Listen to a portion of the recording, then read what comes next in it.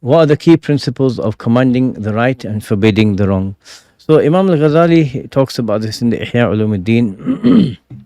Primarily, it's knowledge. You need to know that what you're commanding people to do is actually a permissible, and or if it's obligatory, that it is obligatory, you know. And sometimes it's not, what you think might. For example, a Hanafi, he's in the mosque and he sees someone, he's just prayed Isha like a Shafi'i, and then he sits there and he doesn't pray the witr. Maybe it's someone who is going to go home and pray. You don't need to go and start, giving him a piece of your mind. Or in the Shafi'i school, you don't have to pray the witr prayer, right? And so maybe he's praying like that. So you know that it's obligatory, this is what should be done, or just good in general, tell them. Then the second aspect of it is knowing what's haram. So something, you can only forbid someone from doing something if it's haram according to the all four schools of law.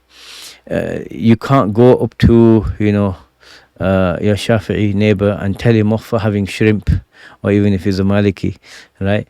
And in the Maliki school, if an animal, this I got from a person who's trained in the Maliki school, and he said anything that lives part of its life in water is edible, right? So frogs or whatever you want to eat in the Maliki school, and that's a valid position in their school.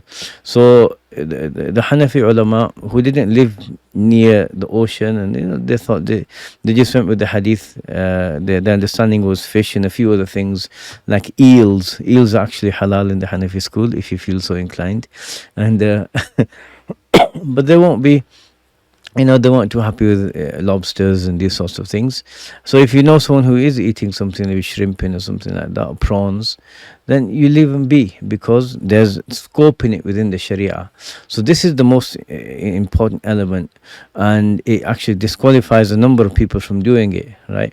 But if there's something that's clearly, obviously, like zina or something like this, or someone exposing the aura completely, like showing their their thighs or whatever, and then it's good to have a word with them. The second element is to know that there's some benefit.